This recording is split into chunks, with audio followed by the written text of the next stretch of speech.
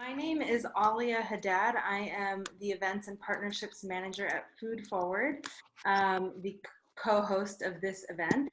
We are going to get started, and as people join, they will join. We are inviting everyone to purchase a copy of the new Homemade Kitchen from our favorite Chinatown cookbook shop, Now Serving. Who will be donating a portion of the book's proceeds to the UCLA Neuro-Oncology Brain Cancer Research Fund. The event will be moderated by Food Forward Executive Director Rick Nahmias. Rick, do you want to wait? Yes, there's Rick. Before founding Food Forward in 2009, Rick Nahmias was an award-winning photographer and writer who focused on the faces and stories of marginalized communities. He became executive director of Food Forward in 2011, and under his leadership, the organization has grown to 36 staff and 3 produce recovery programs that operate across Southern California, rescuing an average of 2 million pounds of fresh produce each month.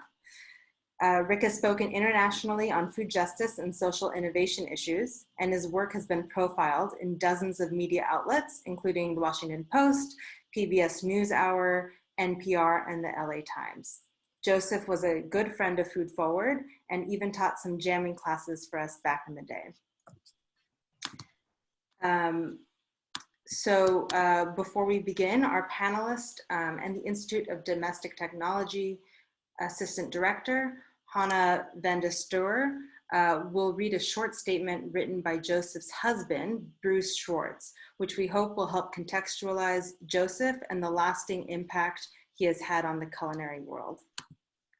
Thank you. Thank you.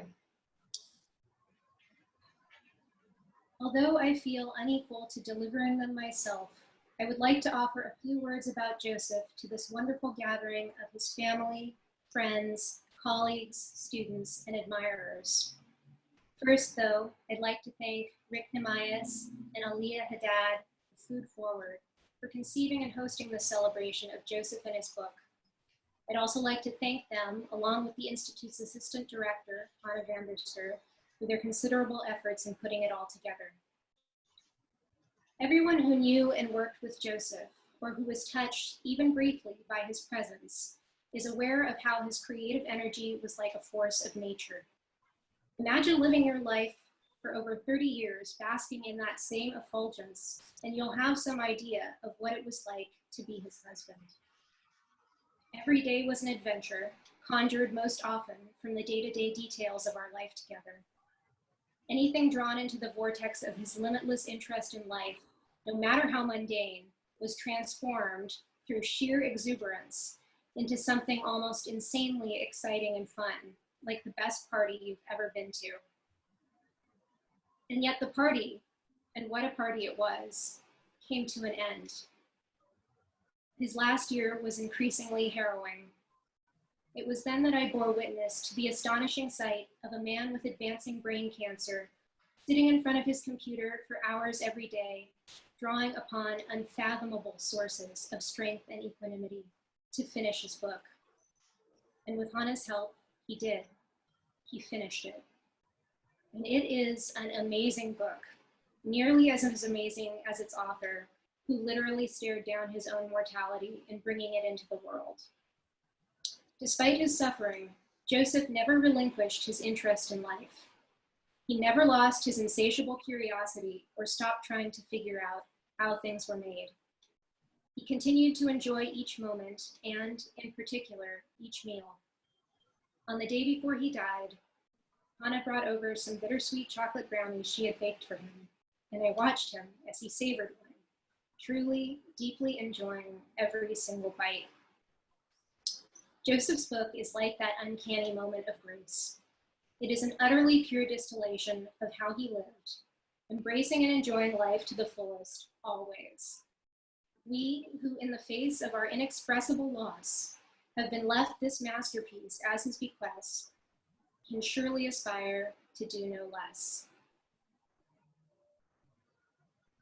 Thank you, Hana. Really beautiful and heartbreaking statement from Bruce, Joseph's husband. I'm hoping today, although we have only really just less than an hour to do this, I was saying before we went live that we could probably spend hours talking about Joseph and reminiscing about what he means to all of us and what he really brought to the food community in LA. So we're going to talk about the book a little bit, but I also really want to talk about the man who inspired us and made us all feel very, very different and important things at the beginning of kind of the food movement really coming to a place of higher importance in LA. I'll use going to field questions from the chat at the end of the conversation, like the last 10 or 15 minutes. And I'm going to roll right into this. I want to just give you a brief bio on our panelists who have been really generous with their time to join us today. Daniel Kent served as IDT's assistant director from 2011 to 2016. As the Institute's Dean of Beverages, he developed and taught some of their most popular classes, including Home Coffee Roasting and Cocktails 101. While working for the Institute, he lived in a cabin in the Angeles National Forest and wrote and illustrated an instructional online diary called Cabin Dweller's Textbook, chronicling his adventures in modern homesteading. He currently lives in New York's Hudson Valley and builds custom furniture under the pseudonym Rufus Christmas. Yoko Maeda Lamn, who's with us, is a certified fermentation expert and the founder of Hako, an LA-based company that sells traditional materials and tools to make fermented Japanese food. Hopefully we can get her website up there in the chat sometime during this hour as well.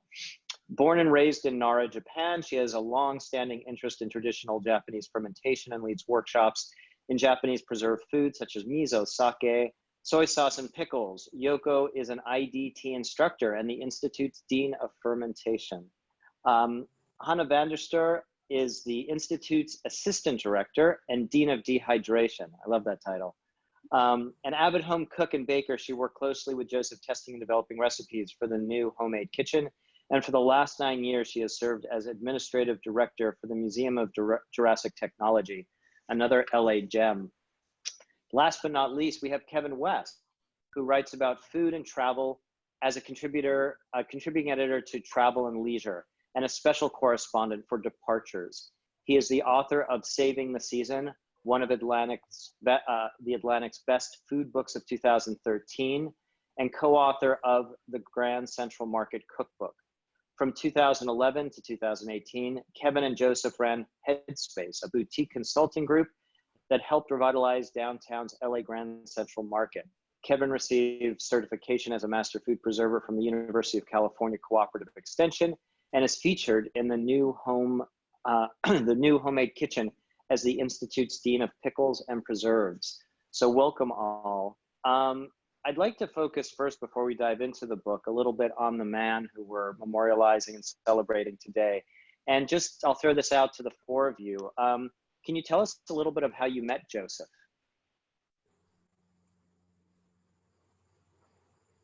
Yeah, I go Hana, first? yeah, sure, Yoko, go for it.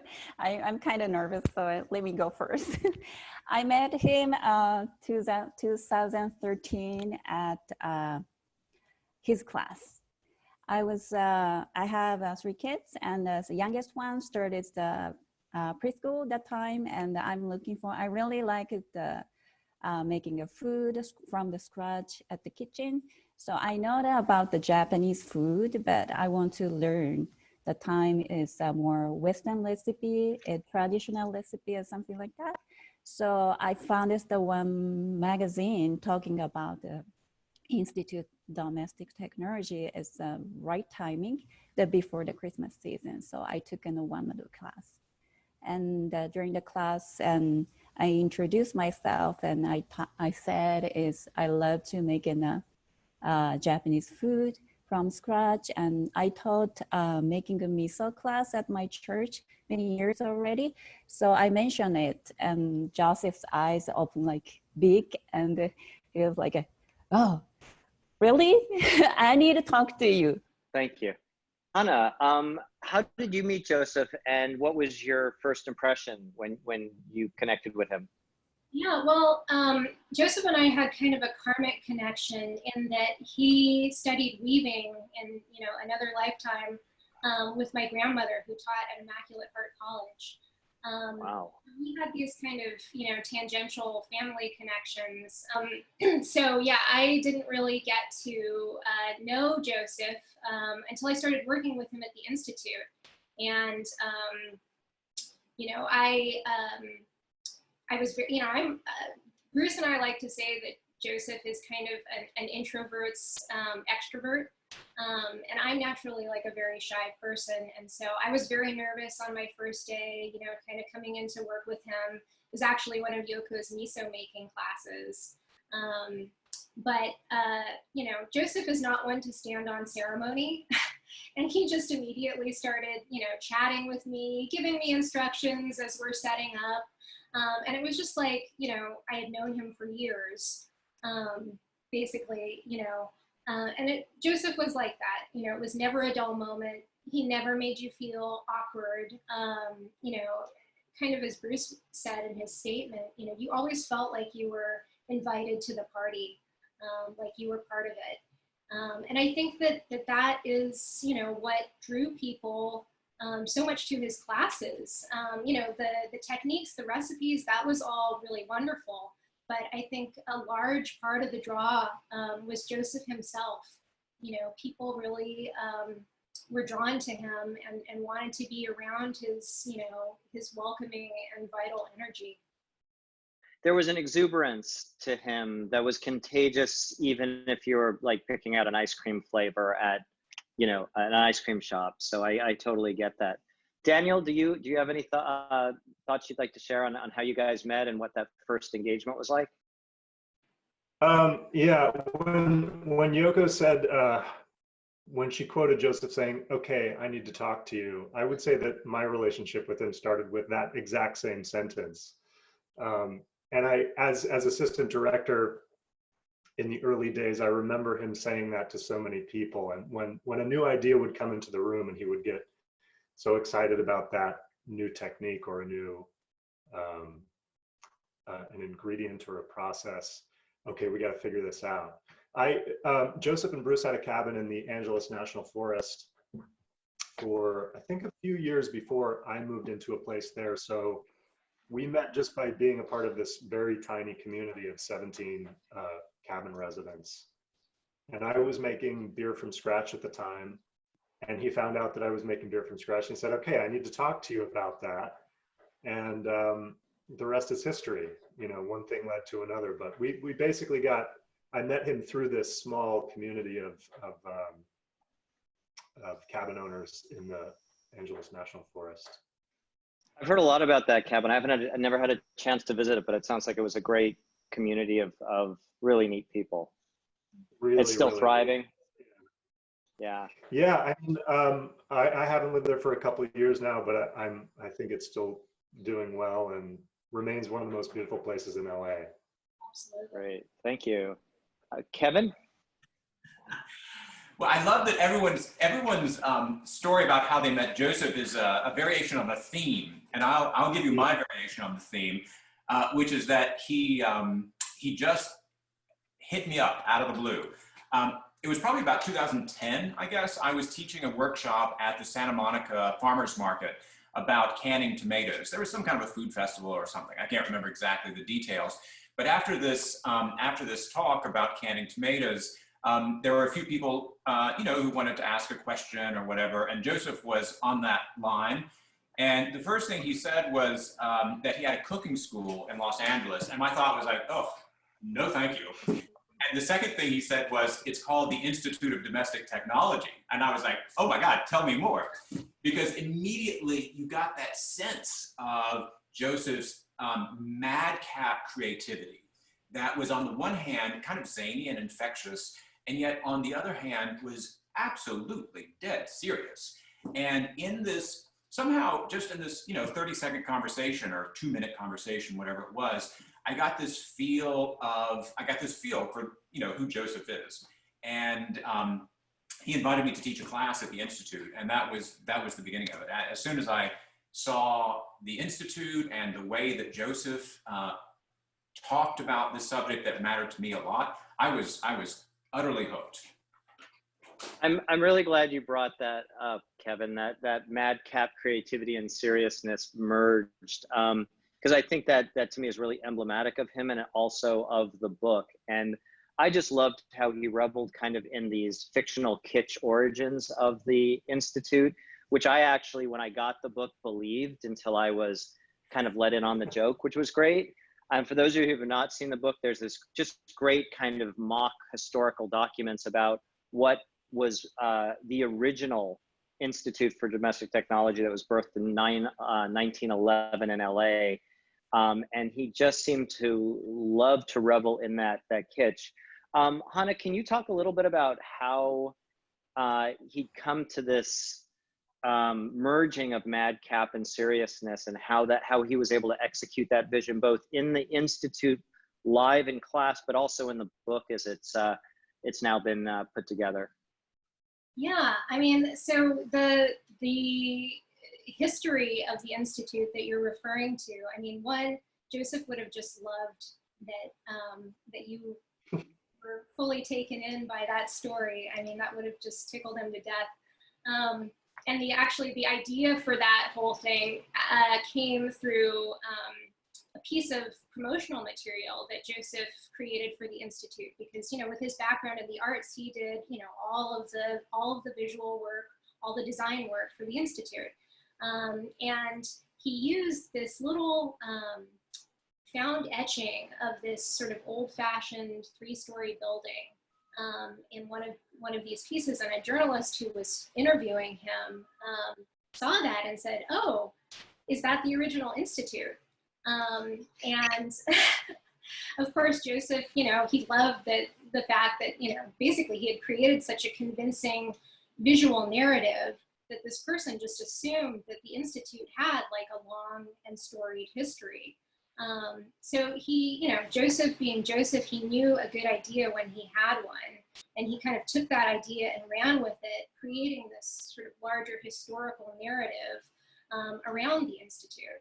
So, you know, that's what you find in the book. Every chapter ends with this, you know, from the Institute archives that delves into the history of the so-called, you know, original Institute. And, you know, it is both this tongue-in-cheek send-up, right, of the golden age of home economics, because Joseph, you know, he was having fun with it. But it's also, you know, kind of, this is the brilliant thing, it's also, you know, a very engaging way to basically capture readers, you know, imaginations in order to illustrate, you know, this story, this underlying story of, you know, the demise of the domestic arts in this country, you know, in the middle of the last century, because that's really what the Institute, you know, the real Institute, Joseph's Institute, was created in response to. So, you know, and I think that it's also the, you know, the origins, the origin story of the Institute. It's also kind of part of the, you know, the theatrical nature of, you know, that defined Institute classes. I think Daniel could really probably speak to that as well, but also sort of, you know, the kind of the depth and the breadth of his vision for the Institute as a whole. Daniel, can you jump in there and talk a little bit about the theatricality that may have been unique or a signature to his teaching style, and for those of us who had the pleasure of learning from him? Yeah. I mean, I think it just came out of the fact that we all wanted to have fun. And we knew that if we were having fun, students would be having fun too. Some of the classes were an entire day long. You know, we'd be in the classroom for 6 hours, and keeping the energy up and surprising people. One of the an early helper named Alexandra Agajanian put it really well. She crystallized, oh, this is actually what you guys are doing, is you're putting a little surprise around every corner, and keeping those surprises coming and keeping it fun for us was, I mean, it was really just kind of, we were having such a good time doing it that it wasn't like we thought, okay, now we have to make this one another theatrical class. It just was, it was a fun thing to do. Great, thank you. Yoko, can you maybe offer us a piece of maybe the best food advice or teaching advice you got from Joseph along the way? Oh, the best. In myself, in personal, I learned because in my language barrier, it's very high to talk to community people, and I always like hesitate to do it. But Joseph always say, "It's go ahead, do it. Why not?" And he has an interest in. He said, "It's that people have an interest in too, you know." And let's get together, have fun together, and it was really fun time, good time for me too, and I learned it. So because I was very surprised when I first time I talked to the Joseph, very curious about the Japanese food, and then the very I don't know how to say it's. I thought it's a joking, you know. First time I was in class and he could feel. I think he could feel like I'm kind of nervous and you know, the uncomfortable space. But he would come to me and talk to you later. And it's that, where is your church? When is the miso workshop? How you do it? Lots of questions. I was kind of surprised. But he is just always positive mind and always remind me and Yoko, go ahead, do it. You like it, people like it too. You feel fun, people love fun too. Like it feel like a fun too. That's, I learned the biggest things from him. Great, thanks. Kevin, what was it like collaborating with him? You guys did a number of really neat, like I'd even call landmark projects. What was that collaboration like for you both? It was like, well, let me just say, we became business partners kind of by accident. Adele Yellen, who was in 2012, the owner of Grand Central Market, she reached out to both of us separately to try to get some input on her vision for revitalizing Grand Central Market. And when I replied to her, I went down and I met Adele and walked through the market, and she told me what she wanted to do. And at the end of the walkthrough, she said, "I think you and Joseph should do this with me." And first of all, I wasn't sure if I should do it myself. And then second of all, Joseph and I were business partners, but Adele somehow, with this flash of insight that she had, she understood that we would work well together. And now to get to your question, what that meant was that working with Joseph was like trying to lasso a tornado, because there were so many ideas all the time. Joseph was endlessly creative. He seemed to know everyone. He seemed to have such incredible insight into the details of the LA food scene.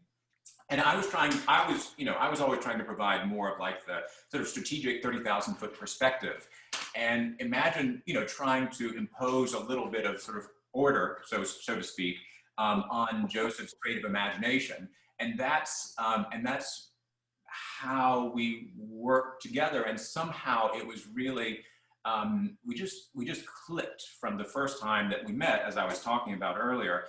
But also something about the way that we worked together was really so, it just worked. And it was, for me, the most satisfying professional collaboration I've ever done by a mile. And we also were lucky to have Grand Central Market as a client. And it was a project that, of course, was very successful and that we were both very proud of. But the thing that I will always remember is not just the sort of business success, so to speak, but it's the incredible sense of discovery and fun that define that project every day, and the endless laughter that Joseph and I shared with Adele Yellen and other members of the team in the midst of this kind of, like, as I said, this kind of crazy whirlwind of ideas that always followed Joseph around. Thanks. Was there like an underlying ethos that you guys brought into that project? Because you had such an interesting collision of LA history, which had to be, I think, respected and memorialized, but also the kind of the new hipper contemporary food scene. Was there anything you guys like brought with a lens as you attacked the project? Yeah, I think that you touched on something fundamental, which was that we both respected Grand Central Market as a historical venue that was for everyone in Los Angeles, that it was for the cuisines and cultures of Los Angeles, cuisines plural and cultures plural. And I think that we both immediately connected with that idea, both from a kind of like, democratic ideological perspective, but also just from a food perspective. Like we both loved all kinds of food.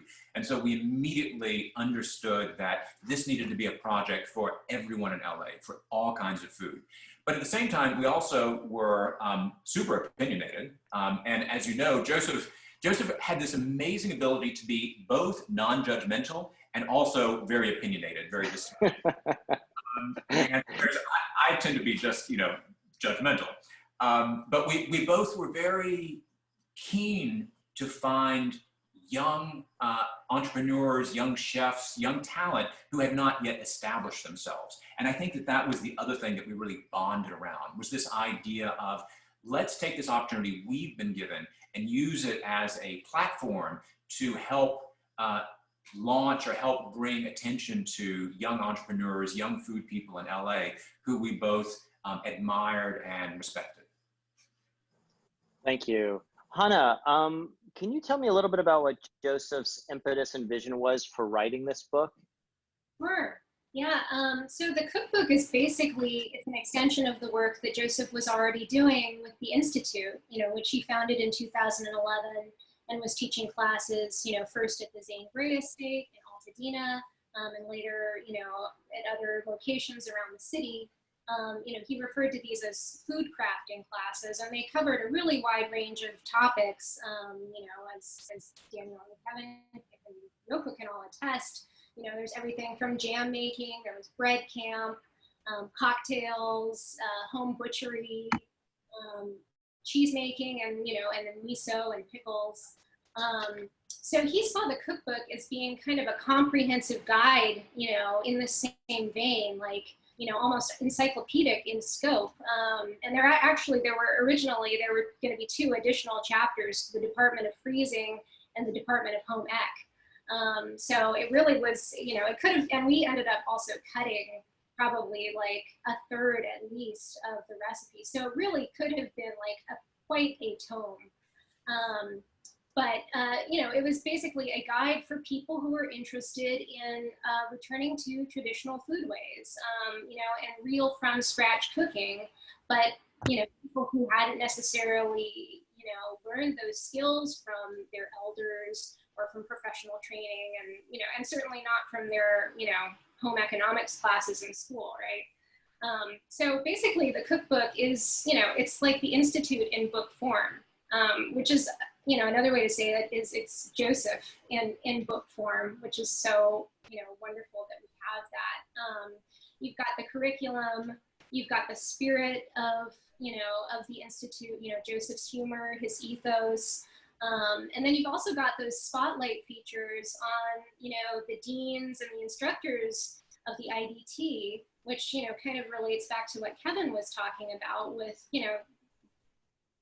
Joseph's, interest in advocating for, food makers, food entrepreneurs across the country.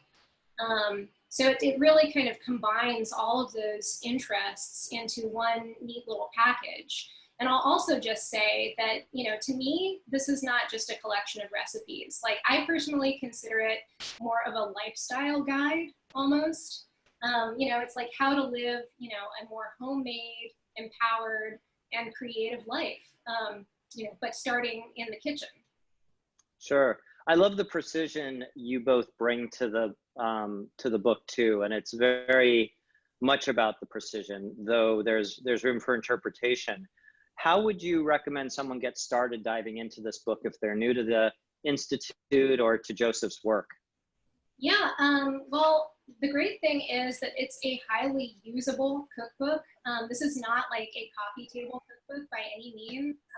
This is something that you really can kind of dive into, and there's something for everyone, no matter what your skill level, your comfort level is. And actually, I just want to say one of the great things about this book is that even if you don't like to cook and you have no interest in making the recipes, you can still kind of read it cover to cover like a novel.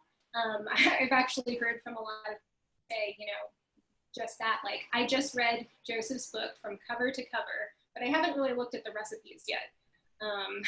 Because, you know, his voice is just so engaging and so humorous and informative that you just kind of want to keep reading. But, you know, for those people who do actually like to cook, who do want to tackle new projects, I would say, you know, just find a recipe that appeals to you, pick one, start there. They're all, you know, intended to be very accessible. You know, and I would also say, you know, kind of to what you were saying about precision, don't be intimidated by a longer recipe, because some of them are quite long and involved, but that's just because Joseph was really adamant about clarity and precision. And he wanted to make sure that people felt confident when they were cooking and following his recipes. So, you know, and there's so many recipes from this book that I have incorporated into just my, you know, everyday, my every week routine. You know, the 100% whole wheat sourdough loaf, yogurt, of course. I make jam now, thanks to Kevin and Joseph. I've been making a lot of mayonnaise recently, which is, you know, so good and so easy. I've also got a lot of friends hooked on the homemade tonic syrup. So, I mean, those are just off the top of my head, like some of like the greatest hits in my kitchen. But I also just want to say, because there is one recipe that I think could be easily overlooked, and I want to give a shout out to shio koji, salt koji, which is a marinade. This is kind of in Yoko's wheelhouse, and unfortunately, there's not a lot of time to kind of get into it. It's kind of complicated, but koji is basically, it's a magical ingredient almost that originated in Japan. It's actually a fungus that grows on rice and other grains. And when you combine it with salt and liquid, you create this marinade that has these really transformative properties. So I just want to say, for those of you who have the cookbook, it's easy to skip over, but I really recommend that you experiment with that one. Great, thank you. Speaking about, you know, the beverages, the cocktails, and the tonic, Daniel, I know that you and Joseph worked closely around coffees and such, and he had seemingly as much a love for beverages as he did for the food. Do you mind talking a little bit about that and what like your collaboration as teachers in the classroom was like? Yeah, sure. I mean, I think that the reason that beverages found their way into classes so often is that, and I don't want to make us sound like degenerates, but we ended almost every single day around a table with bottles of wine and spirits, and we were researching and developing new skills and products. We can call it what it was. Around some glassware. There were some bottles involved, but you know, when we'd be talking about this stuff, and naturally those things, our curiosities would kind of lead us down these roads. What if we taught a class about making tonic syrup from scratch? Joseph discovered this this technique for roasting coffee in a whirly popcorn popper, which is how the coffee roasting class began. And at the time, I was starting a small coffee roasting business with a friend of mine from college, Ian Riley. I was brewing beer in my off time and starting the coffee roasting company with him during with the other time. And so he was the original coffee roasting teacher.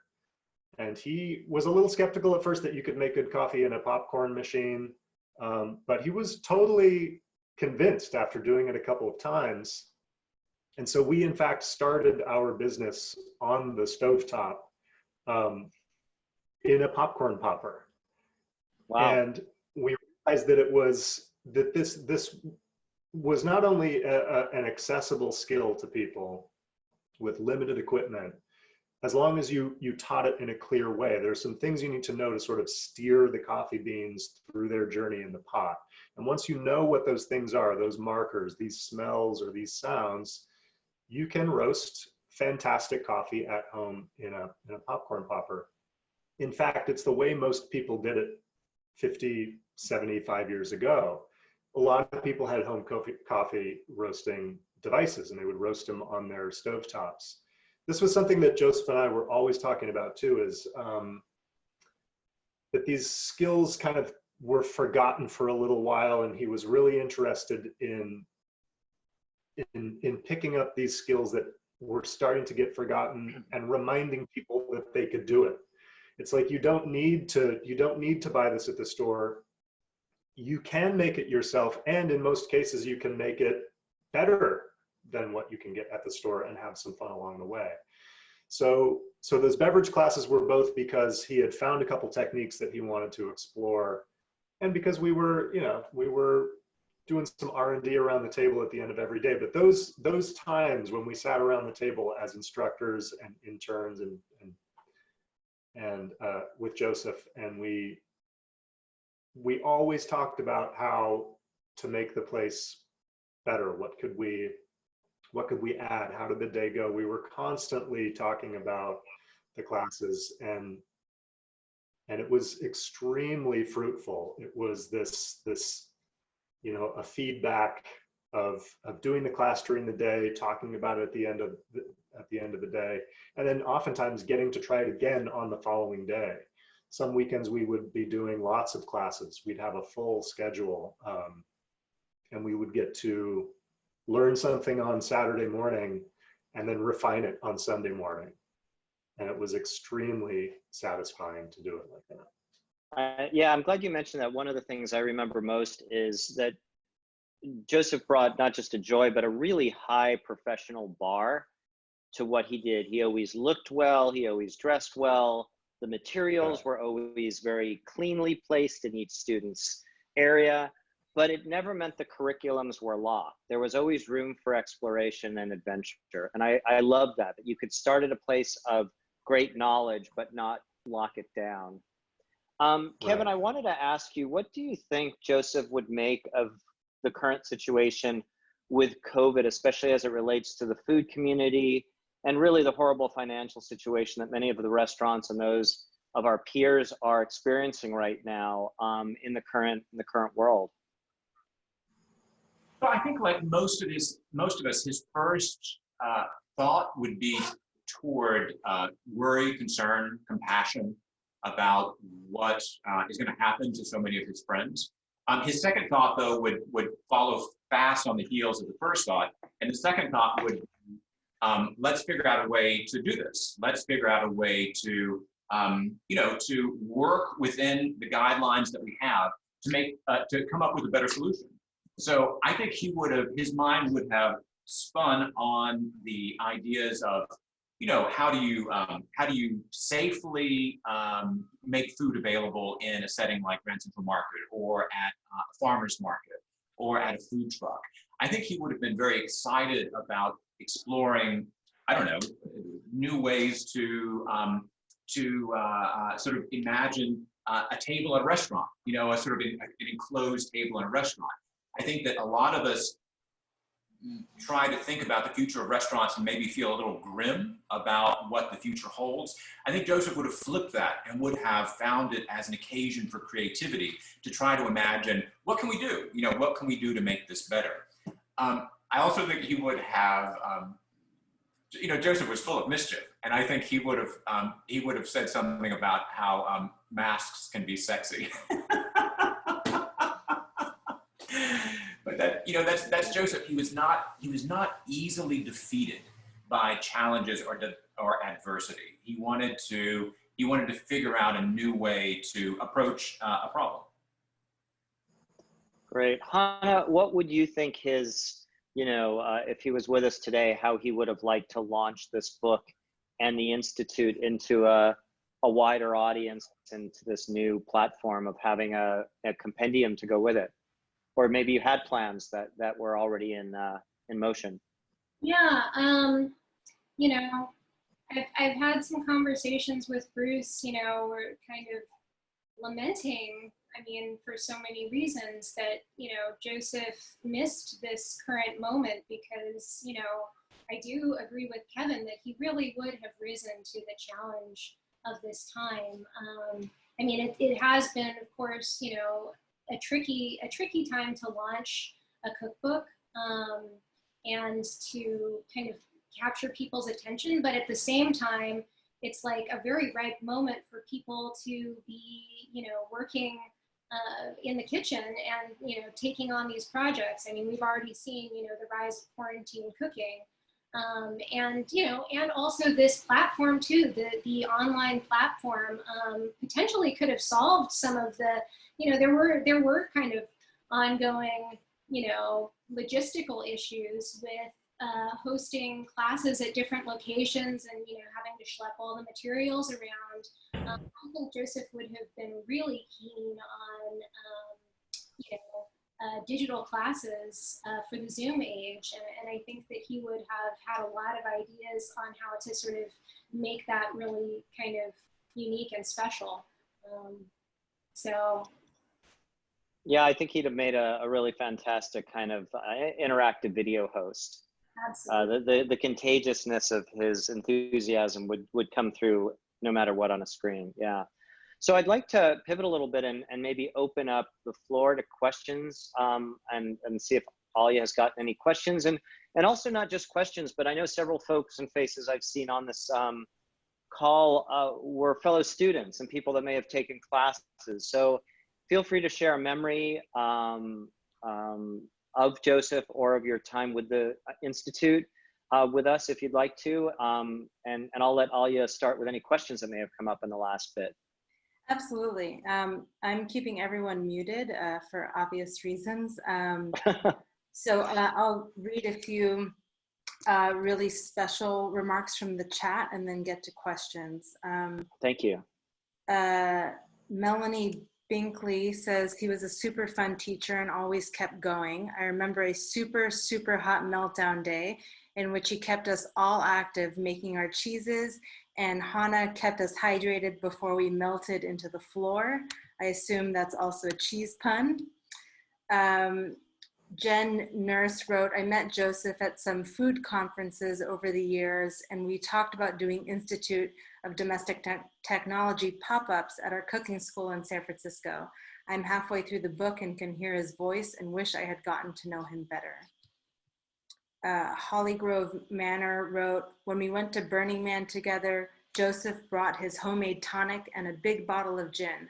Among our companions at the camp, there was an English doctor who loves G&Ts. I'll never forget the look on his face when he tried the first of many of Joseph's G&Ts. I think it would be like if I went to London and had the best taco of my life. And another Burning Man story, also from Hollygrove. Our Burning Man camp has the tradition of making big group meals. A small group makes dinner for all 30 campers on a given night.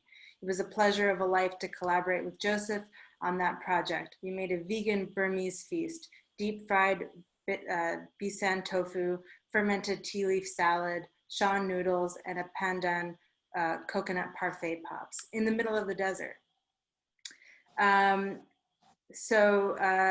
Some questions that have come up is, what is next for the Institute, and will there be more classes after COVID? Yeah, it's a great question, and one that has kind of yet to be fully resolved. I'm not sure if everyone who took classes, or at least everyone who knew about the Institute, I think people who took classes probably got this, especially, in the more recent years. But basically, Joseph was the Institute. He really was kept the whole thing together, and it was really, he was integral to the project, is kind of how it feels to us now. So it has been really hard. We lost him just in November. And it has been hard to kind of imagine what the Institute would be like without him. So it is kind of an open question as to whether classes will resume and what that would even look like. But the wonderful thing is that that he did leave us with this cookbook, which is really the kind of collected curriculum of the classes and then some. and it's got all the recipes in it. And so you can still sort of cook with Joseph through the book. And I feel, you know, like many people, so grateful that he left us with that. Thanks. We have a few more reflections that are coming in, and a hot tip from Hei Jung. She writes, Joseph brought a group of us together. We call ourselves the Tofu Crew. We took field trips to Japanese markets, restaurants, and stores. We made miso, umboshi, and tofu together. We had so much fun and ate wonderful food together. We are all on the call today. And then she also writes that the carrot cake recipe in the book developed by Hana is the best carrot cake I have ever eaten. I can eat 3 helpings of this cake at a single sitting. So we should all get to baking once it cools off. Did Joseph have a next big idea he was contemplating if he had been able to complete his book? Yeah, I don't know. I mean, I wonder if Kevin has some insight into this as well. You know, because I think the thing about Joseph was that, you know, he was always like kind of 10 steps ahead of the curve. You know, and he would, you know, just go into whatever it was that he was investigating at the time. Like he would go into it and investigate it exhaustively, do it. And then all of a sudden he would be over it and he would be moving on to the next thing. So, you know, it's hard to say. Like, I mean, I'm not sure that you know, he was certainly looking at the cookbook and thinking about the future of the Institute and sort of like, you know, how the cookbook could lead into some other iteration of it. I mean, I think even at the time that he was writing it, he was like already kind of planning for something else, and trying to kind of figure out what that was. And, you know, as we were saying earlier, you know, I do wonder if, you know, the quarantine era and the pandemic would have kind of distilled some of that and brought him into, you know, kind of a whole nother level of digital work. I don't know. It's a great question. We have another question for Hana from Uncle Dan. Can Hana talk about the big challenges she faced in getting the book to publication? Yeah, it was a little bit of a challenge, you know, in light of Joseph's illness, which you know, kind of came on towards the as we were really nearing the finish line for that. So there was kind of a moment when you know, Joseph was, you know, basically not able to kind of advocate for the book, you know, with the publishers in the way that ended up being needed. But you know, thanks, you know, largely to Bruce, who is just a really remarkable person. I know he'll hate me for saying that, but so remarkable in so many ways. You know, we were able to kind of push through some of those later challenges and get the book published. And unfortunately, Joseph never did get to actually hold the finished copy in his hands. You know, he did see some of the later proofs, and he was very involved, you know, in the actual, you know, writing and, you know, even the art direction of the book. You know, when they were doing the photography, he was like, you know, directing, you know, every shot. It was really mostly, you know, prior to finishing the book and then the kind of the negotiating with the publishers that things broke down a little bit. But in the end, you know, it turned out so beautifully, and everyone who was involved did just such an incredible job with it that I think Joseph would have been very, very pleased. So I'd like to, Alia, to take one more question and then have our panelists do a almost lightning round with their favorite memory or image of Joseph. So if you can tee those up while we get our last question going here, Alia. Yeah, I think in lieu of a question, I'll just point everyone first to Sarah Spitz's photo. She has replaced her own photo on here with an image of Joseph and Ernest Miller. Ernie was our MFP instructor, so hopefully that helps set the stage. Shall we start the lightning round? Yeah, why don't we start with you, Kevin? Any like one memory or moment that really just crystallizes for you who Joseph was? Yeah, I always think back to the Nocino class that he taught at the Institute. We started one morning by picking green walnuts in his backyard, and then we went to the Zane Grey estate to make Nocino.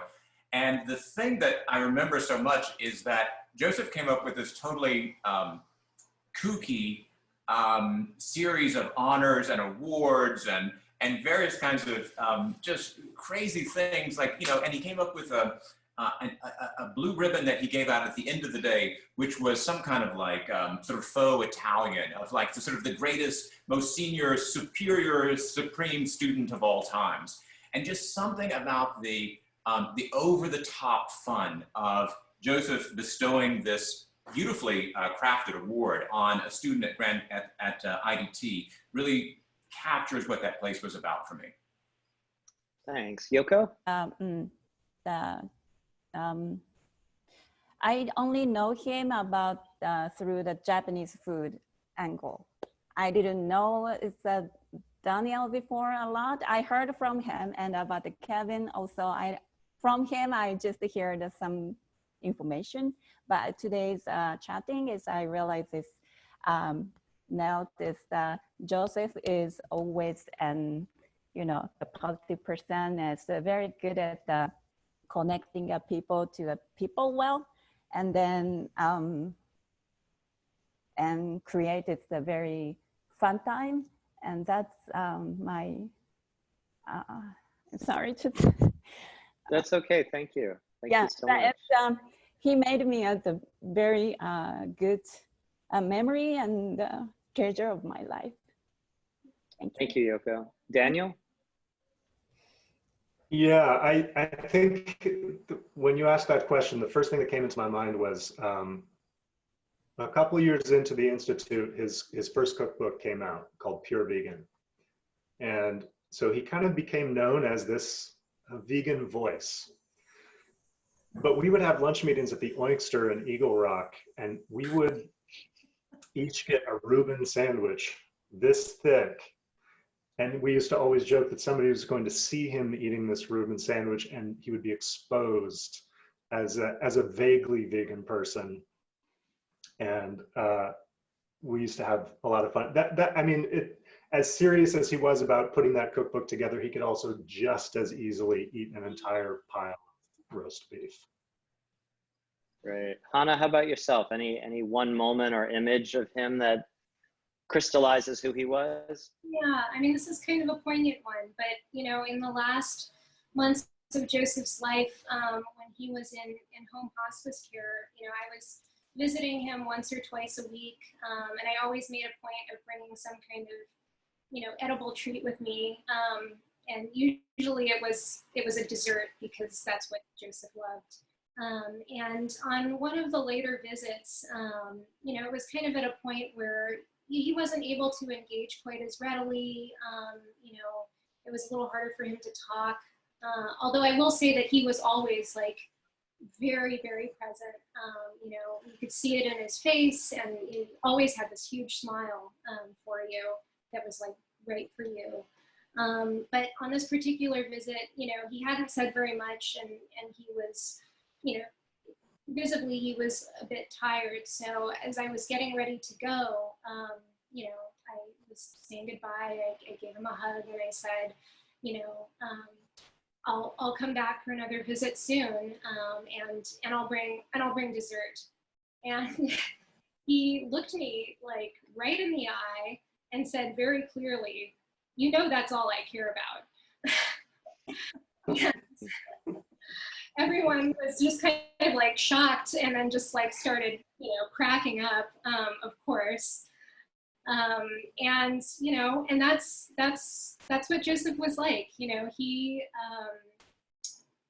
just through sheer force of will, you know, he was like up until the very end, just pulling himself out of the depths to show up for the people around him, for the people that he cared about. And I will never forget that. Thank you.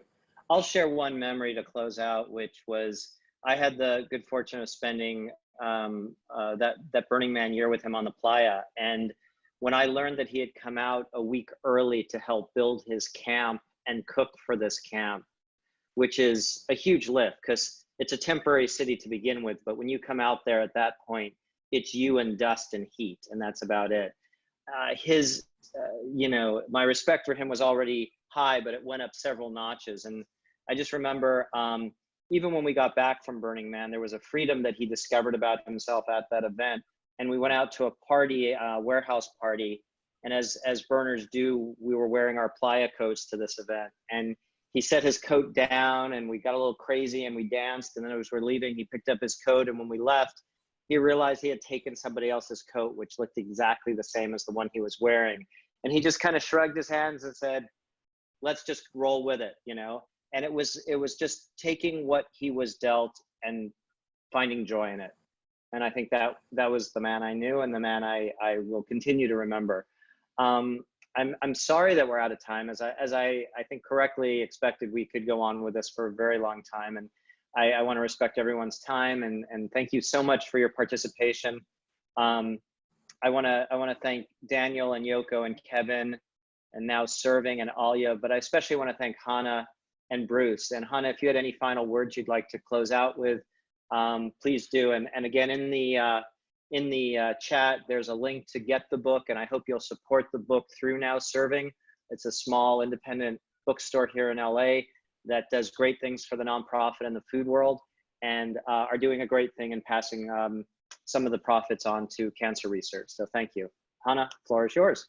Yeah, I would just like to echo your thanks to Now Serving, and also for the, you know, the great deans of the IDT for showing up for this event. I'd also especially, of course, like to thank Food Forward, especially you, Rick, and Alia for proposing and hosting this event and for making it happen. And I would just want to say for people, if there are people out there who aren't very familiar with Food Forward, they are a really wonderful and such an important organization, especially right now. I really encourage you to visit their website and learn more about the work that they're doing. Thank you. Thank you. And I'll also just say that, you know, obviously this is a really brief program to cover a really huge topic, which is, you know, Joseph and his legacy.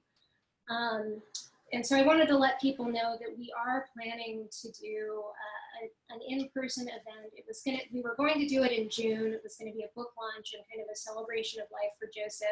But obviously we've had to postpone that. Probably not until next year. But if people are interested in participating in that, the best way to kind of keep apprised is probably by signing up for the Institute's mailing list, and we'll keep people updated by email. So great. Thank you all so much for joining us for this this celebration of a very special person. Thanks, everybody. Have a great afternoon, and we'll hope to talk again soon. Take care. Thank you.